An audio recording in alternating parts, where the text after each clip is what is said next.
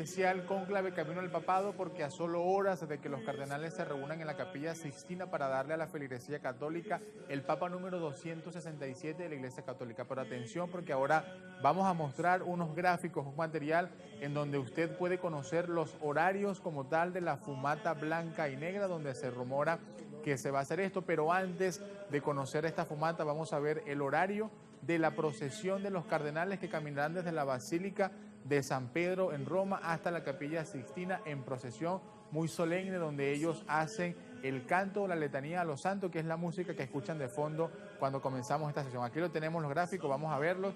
Atención, informar primero que a las 4 de la tarde, hora de España, Italia, se va a realizar la procesión de los cardenales electores hacia la Capilla Sixtina. Eso es este miércoles 7 de mayo de 2025. A las 11 de la mañana, hora de Argentina, Uruguay y Paraguay. Y atención porque este caso sí está muy relacionado con nosotros. Esta procesión usted la puede ver a través de Vatican News, de Así Prensa y de la transmisión en vivo de EWTN. Conéctese para que pueda vivir esta experiencia de fe sorprendente. A las 10 de la mañana, hora de Venezuela y Bolivia, los cardenales saldrán en procesión desde la Basílica de San Pedro hasta la Capilla Sixtina para ya comenzar este cónclave.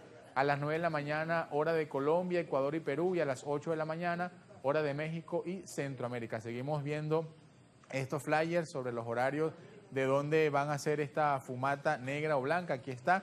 Esto es una conjetura que sacan los especialistas, los vaticanistas, basados en experiencia de cónclaves anteriores. La primera fumata puede darse a las 6 de la tarde, hora de España, Italia, a la 1 de la tarde, hora de Argentina, Uruguay y Paraguay, a las 12 del mediodía, hora de Venezuela y Bolivia. Atención, ahorita son exactamente las 9 de la mañana, es decir, aproximadamente en 3 horas, después que los cardenales hayan entrado a la Capilla Sixtina, a las 12 del mediodía, hora de Venezuela y Bolivia, puede apreciarse la primera fumata. No sabemos si es blanca, si es negra, ya el Espíritu Santo iluminará a estos hombres para decidir si ya tenemos papa. Y a las 11 de la mañana, hora de Colombia, Ecuador y Perú, y a las 10 de la mañana, hora de México y Centroamérica. Reiteramos los canales en los que usted puede ver esta transmisión especial a través de EWTN, Vatican News y Así Prensa. Estos canales estarán transmitiendo totalmente en vivo para que usted se conecte con toda la feligresía. Reiteramos la información para los que se están reincorporando a esta transmisión. A las 10 de la mañana, hora de Venezuela, los cardenales saldrán desde la Basílica de San Pedro hasta la Capilla Sixtina para comenzar el cónclave, y se rumora, hay una conjetura de que a las 12 del mediodía podemos conocer ya la primera fumata. Hay rumores donde dice que este cónclave puede ser corto y que puede durar aproximadamente de 2 a 3 horas, pero también de 2 a 3 días, pero se rumora que puede durar 5 días este cónclave. Primero, porque recordemos que de los 133 cardenales electores en este cónclave del 2025, 110 fueron creados por el Papa Francisco. ¿Qué quiere decir esto? Que estos 110 cardenales van a entrar por primera vez a un cónclave en experiencia. No conocen cómo se realiza el cónclave, no han entrado a la Capilla Sixtina para elegir a un papa, entonces esto puede demorar un poquito el proceso. Reiteramos la información: 133 cardenales electores, 110 creados por el Papa Francisco, no han entrado nunca al cónclave, primera vez que van a participar en una elección papal, y esto puede un poco, si se quiere, poner lento el proceso porque tienen que adaptarse a una votación en la que nunca han estado. Y vamos a conocer, precisamente hablando de los nombramientos o la creación de los cardenales del Papa Francisco, cuáles son los países que por primera vez, atención, en la historia de la Iglesia van a tener participación en un cónclave. Aquí vamos a ver el flyer, ahí está. Myanmar es representado por el cardenal Charles Mao, es de la Sociedad Don Bosco de Venezuela, creado cardenal por el Papa Francisco en el 2015, es el primer y único cardenal de Myanmar. Atención, Haití, primera vez que este país va a tener representación en un cónclave, es representado por el cardenal Chimli Langlos, obispo de Las Calles, creado cardenal en 2014. Vamos a seguir estudiando estos perfiles de las representaciones de los países que por primera vez, aquí está un país centroamericano o latinoamericano, que es Paraguay, representado por el cardenal Adalberto Martínez Flores, arzobispo de la Asunción, creado cardenal en el 2022, primera vez que Paraguay va a tener una representación en la Santa Sede, o mejor dicho, en un cónclave. Tenemos al cardenal de Sudán del Sur, representado por el cardenal Stephen Ameyu Martín Muya, arzobispo de Juba, creado cardenal en el año 2023. Vamos a seguir analizando los países que por primera vez en la historia de la Iglesia Católica van a tener esta representación tan importante. Timor Oriental, representado por el cardenal Virgilio do Carmo da Silva de la Sociedad Don Bosco Venezuela, es decir, un arzobispo salesiano, y arzobispo de Dili, creado cardenal en el año 2022. Un país asiático como lo es Singapur, representado por el cardenal William Gongsen Chi, arzobispo de Singapur, creado cardenal en el año 2022. Estos son algunos de los países que por primera vez en la historia... bueno, vamos a seguir analizando los otros cardenales que tienen la primera representación de su país. Suecia, esto ya es en Europa, representada por el cardenal Anders Arbolus, obispo de Estocolmo, creado cardenal en el año 2017, y Luxemburgo, representado por el cardenal Jean Clau, arzobispo de Luxemburgo, creado cardenal en el año 2019 por el Papa Francisco. Reiteramos esta información, son cardenales o países que por primera vez en la historia de la Iglesia Católica y del mundo van a tener una representación en el cónclave 2025 que va a elegir al Papa 267 de la Iglesia Católica. Seguimos analizando.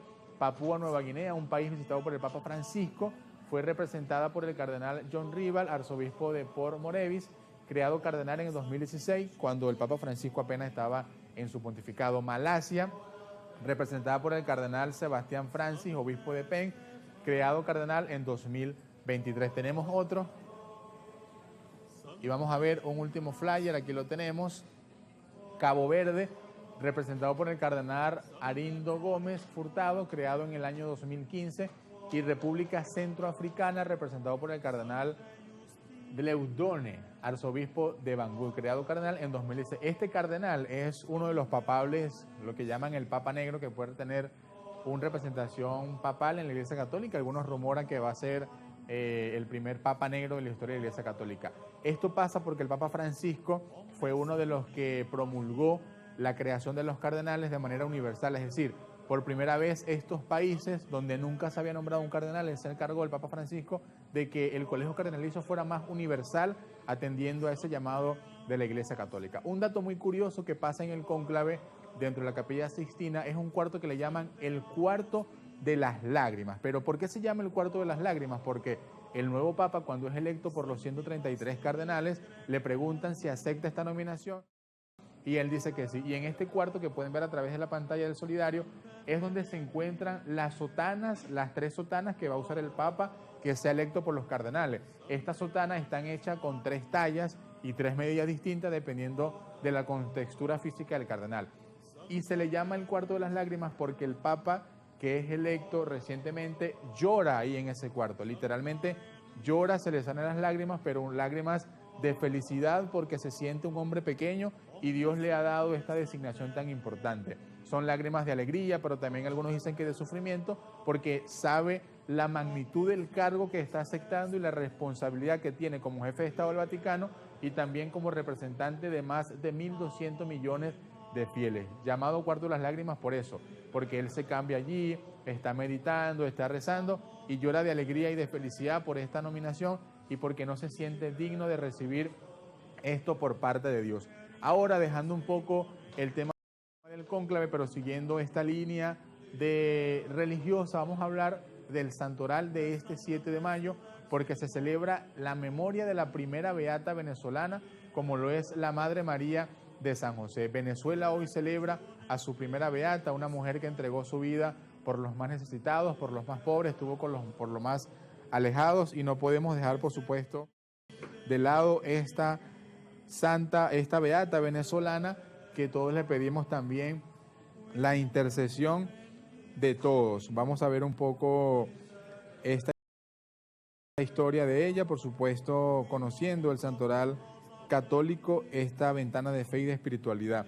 Laura Evangelista Alvarado Cardoso, conocida como la Madre María de San José o simplemente Madre María, nació en Choroní, Estado Aragua, el 25 de abril de 1875 y murió en Maracay el 2 de abril de 1967. Fue una religiosa venezolana considerada beata por la Iglesia Católica. Existe cierta discusión con su segundo nombre, ya que algunos afirman que se llamaba Laurelena Alvarado Cardoso, pero por una tradición religiosa de aquella fecha se les asignaba a los niños al nacer o poco tiempo después el nombre del santo en el día en el que nacieron, y por lo tanto ella recibió el nombre de Evangelista. Fue una religiosa perteneciente a la Orden de Agustinos Recoletos y era originaria del entonces estado Gumán Blanco, en Venezuela. Fue contemporánea del doctor José Gregorio Hernández, es la primera beata venezolana, privilegio que comparte con la Madre Candelaria de San José y la Madre Carmen Rendiles, ya hoy proclamada santa con el doctor José Gregorio Hernández. El proceso de su beatificación comenzó en 1978. En 1982 ocurrió la curación de la hermana Teresa Silva, inválida, a quien la madre le había profetizado su curación años antes. Este milagro fue aprobado por el decreto papal de Juan Pablo II en el año 1993. En el año 1994 se trasladó su cuerpo incorrupto al sarcófago de cristal para la veneración de sus hijas espirituales y fieles. El 7 de mayo de 1995, es decir, un día como hoy, fue celebrada en la Ciudad del Vaticano la ceremonia de su beatificación. Imploramos a la Madre María de San José, que hoy la Iglesia Católica recuerda su día como la primera beata venezolana, una beatificación que nos llenó de mucha felicidad para todos nosotros, porque era la primera vez que Venezuela celebraba a una de sus hijas religiosas, a una de sus santas en el cielo. Esto nos llena de júbilo, de regocijo, y seguimos rezando a la divina providencia de Dios para que conceda ese segundo milagro y también para pedirle esa intercesión para que se conceda pronto el milagro de su canonización. Este 7 de mayo recordamos a la Madre María de San José y, por supuesto, en esta línea del cónclave le pedimos a ella que interceda ante Dios para que le conceda a los cardenales la fuerza del Espíritu Santo para que les ayude a elegir un santo según el corazón. Esta música que están escuchando al fondo casualmente es la letanía de los santos que rezaron los cardenales en esta misa proleyendo pontífice y que van a rezar cuando salgan en procesión desde la Basílica de San Pedro hasta la Capilla Sixtina para posteriormente hacer su juramento y la famosa frase extra omnes. Despedimos esta sección, este contacto informativo, recordando para toda Venezuela que a las 10 de la mañana, es decir, en aproximadamente unos 50 minutos, ya comienza esta procesión de los cardenales desde la Basílica de San Pedro hasta la Capilla Sixtina para comenzar el cónclave, y como han dicho los arzobispos venezolanos, la Conferencia Episcopal Venezolana, lo que nos queda a los laicos es rezar para que Dios conceda un Papa bueno según su corazón. Muchas gracias. Santa María,